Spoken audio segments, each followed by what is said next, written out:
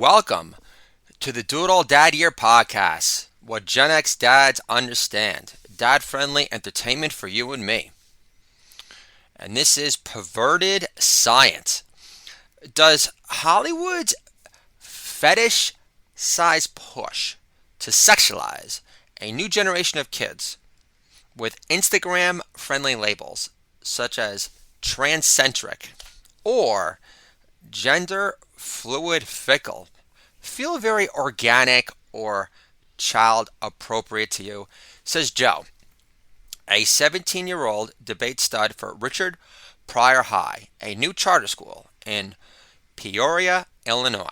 Unfortunately for this alpha dog debate team peers, including his best bud Paul, Joe was just getting his yak pipes warmed up, adding, the problem with parents enabling pubescent teen mutilation makeovers and their politicized dash to let their children slash their protracted age of innocence in half is that it never factors in irretractable buyer's remorse once little Joey blooms under his fruit of the looms, realizing he can't get his grind on with a gal on the dance floor if he wanted to, without feeling a missing link to old school rap in the process. DMX, Nas, Jay-Z, Biggie, all the biggies still live through Do It All Dad. Holla! Thank you very much! Throwing Tupac! Tupac! That's what I get for second guessing myself. Holla! Thank you very much! Come with me, Hail Mary, holla, thank you very much.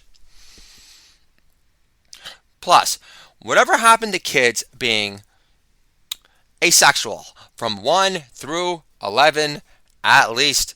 Also, for all the scientific worship these days, in place of you know who, where's all the hard evidence of Chaz Bono being a beacon of mental calm since his far later in life transformation into just one of the guys?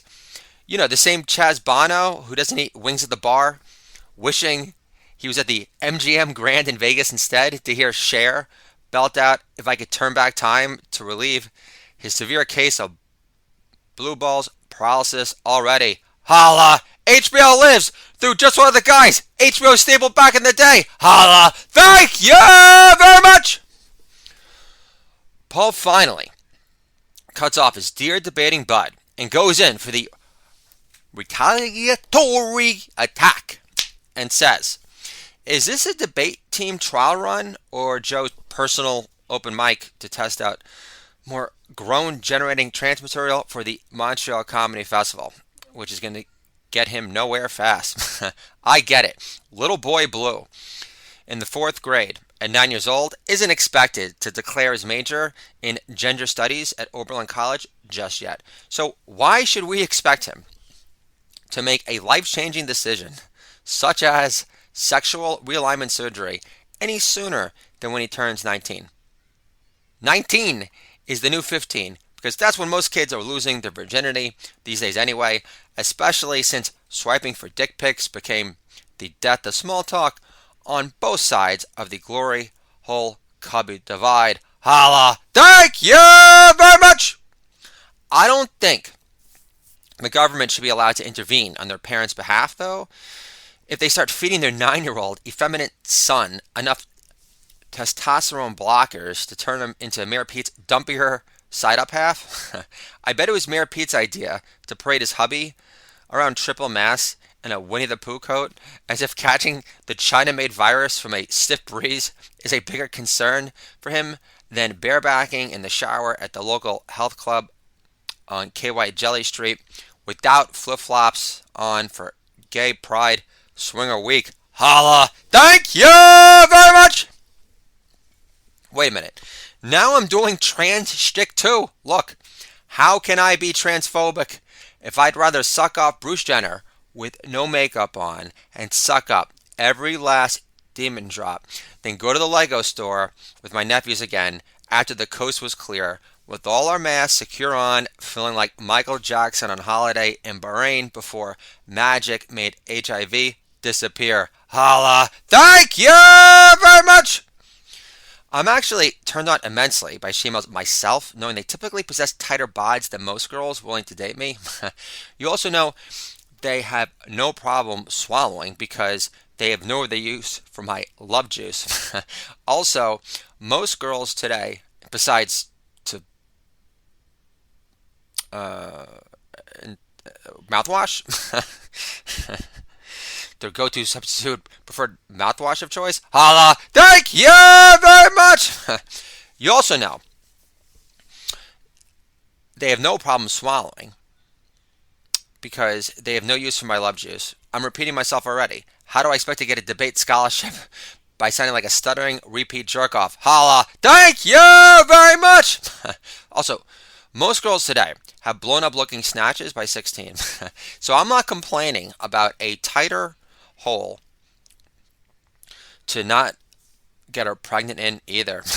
I'd even go to the movies again, assuming they ever reopen, to see a trans remake of Weird Science, except this time they'd create their dream she-male vision come true all over their shattered visions of rock solid heterosexuality. Again, John Hughes lives. Holla! Thank you very much!